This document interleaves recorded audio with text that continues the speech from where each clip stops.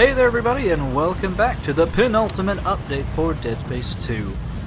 Please excuse the mess. I decided to equip another DLC rig, and well, this one is a tad bit bloody.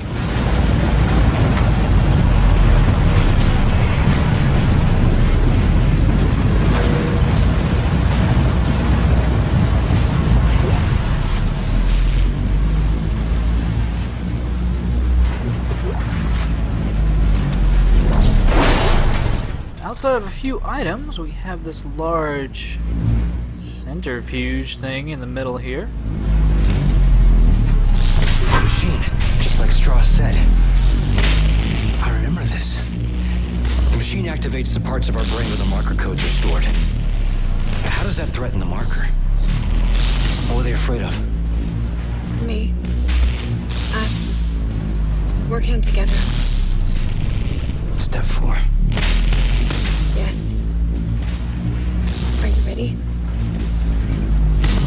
This is gonna hurt, isn't it? Yes. Step inside. But it's not gonna hurt that bad, I guess. Step 1. Crawl inside. Step 2. The screws go tight. All around. Cross my heart and hope to die. Stick a needle in your eye. Okay, yeah, this is gonna hurt, just a little bit, but you know, don't fidget, Isaac. No. Yeah, the faster you go down, the you see a heart monitor over there, the more his head will fidget because needle going in the eye. Just gotta be very careful. Very. Yeah, almost. There we go.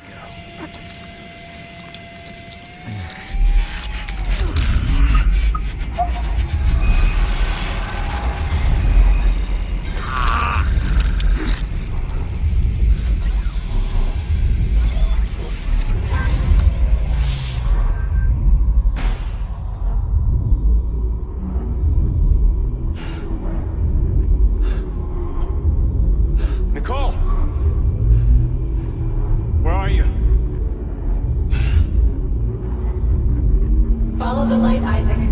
I'll be waiting for you at the marker. What do I do?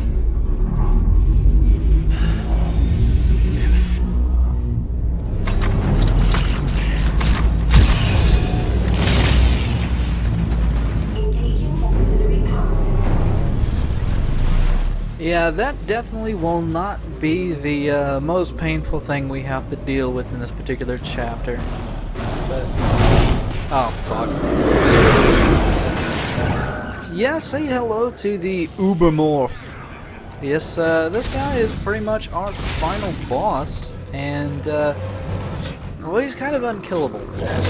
You can detach his limbs, and guess what? They'll just start to reform, and apparently on harder difficulties, they reform at a much quicker pace.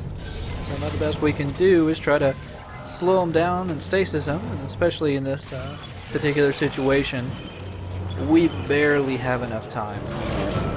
So hopefully you've got your stasis powered up, and hopefully you're good at hacking, because, yep, he's a jerk.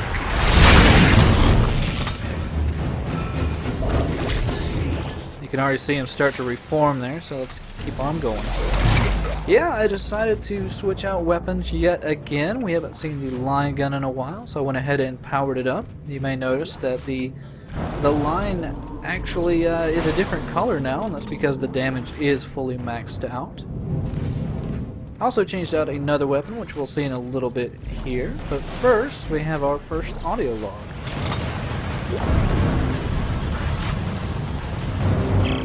This evacuation is illegal. You know that. Don't you dare tell me what I can and cannot do on my own station.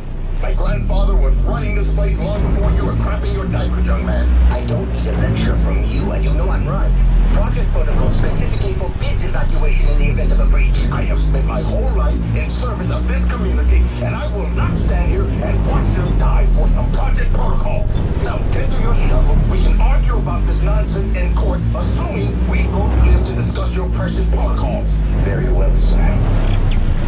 Hans yet again showing a bit of a mixed emotion there. He's obviously still caring about the welfare of the people on the station, but there is a good reason why, if there is a breach, that they don't really want the necromorphs on board a shuttle.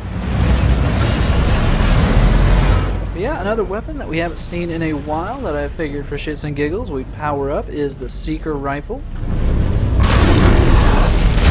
It's splitting. Yeah, it's side splitting. Let's go with that. Yeah, it does a fair bit of damage. Actually, it does pretty much double damage when you're zoomed in now. Still not really one of my favorite weapons, but you know, we need to show off as much as we can.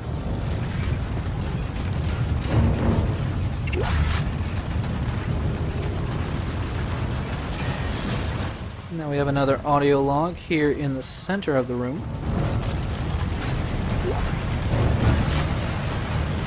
General Machette, this is Sergeant Perdue. I've located the rig signals for the remaining 143 Sector G personnel. They're locked in and tracking the evac. Shuttle fleet confirms capacity and are standing by. How did an evacuation get authorized? Time is going against every protocol for this situation. Now it's too late to stop it, and there's just a mad dash to get everyone off. He must feel responsible for what's happening and is trying to save as many as he can. Now we actually need to carry our buddy here, but yeah, you didn't think that was the end of the ubermorph. No, he will follow us into multiple rooms, and yeah, we just need to try to stay the fuck away from him because he will do so much damage. Thankfully, we don't actually have to carry that particular body. We just need to lob him over, and he'll allow us access through the door.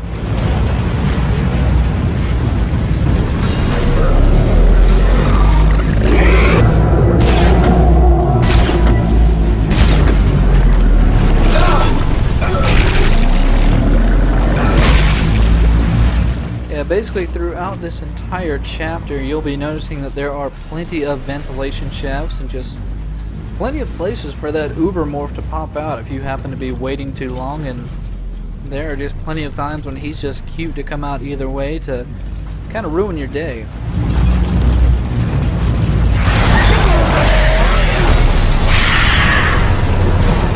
And definitely don't expect the ubermorph to be coming alone all the time. He will get some buddies.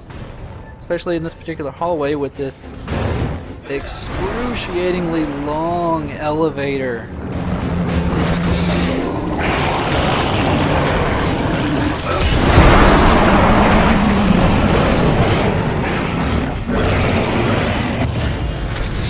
Yeah, if you wait too long in that hallway, you're going to have about 4 enhanced slashers and the ubermorph to deal with. That might be why it seemed like I'm in a bit of a rush.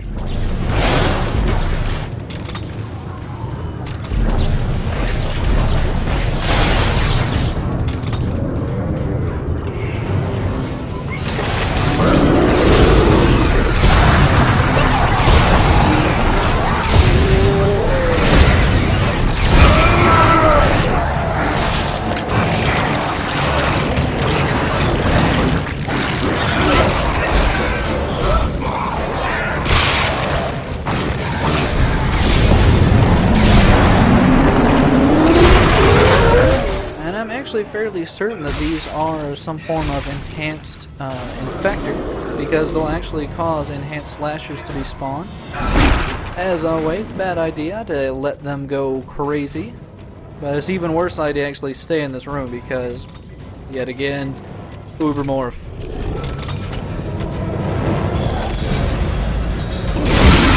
And I'm actually out of stasis. That is a first.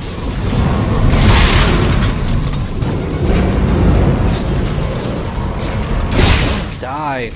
Well, die as much as you possibly can.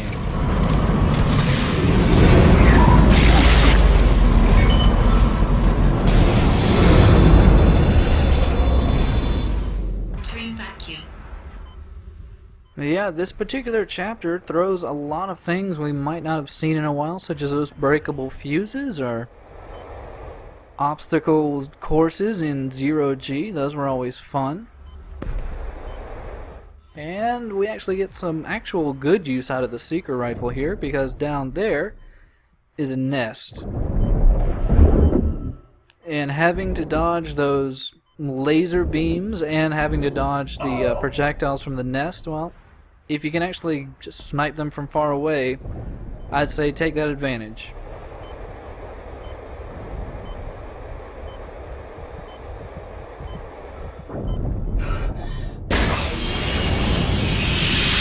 Now, something I was actually reading a little bit about is that apparently the nest actually does not fare very well in normal gravity.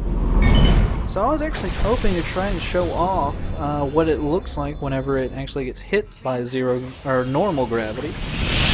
Apparently, though, it was not wanting to assist me with that, because basically, if you get too close, it will just go back into its testicle of fortitude.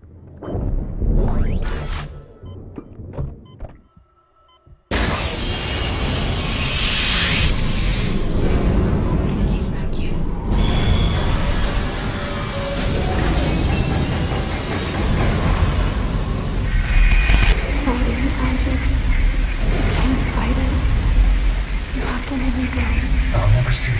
Isaac, stop it. There's no other way. You have to do this. Still a bit up in the air about what we're actually going to have to do here. I mean, Nicole seems to think we'll know when we get there, or maybe whatever the marker is actually telling Isaac will suddenly come to fruition. But hopefully you did manage to hold on to at least one power node. I mean, there's been plenty little power node cabinets up leading up here, but just in case, because in here are two nice power nodes and a ruby semiconductor. Actually a pretty nice haul, even though at this point in the game, well, we're kind of running out of opportunities to upgrade.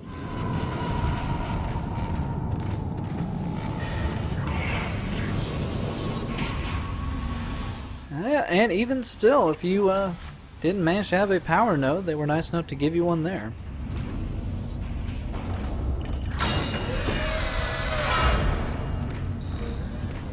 Yep, this is our last upgrade and store in the entire game.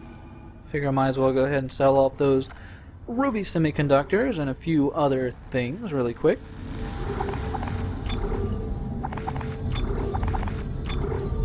Actually want to hold on to a lot of those magical items because we will need them.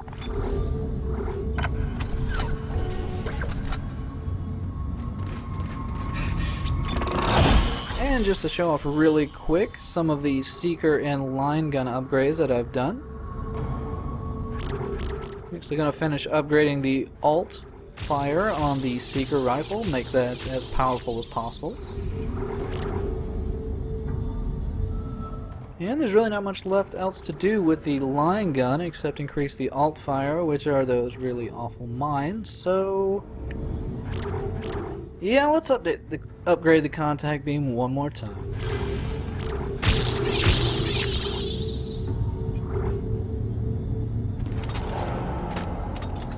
And with that, that actually ends the update itself. This is it, Isaac. Convergence is almost here. Meet me at the marker. So hopefully you'll join me next time as we make our final way to the marker itself.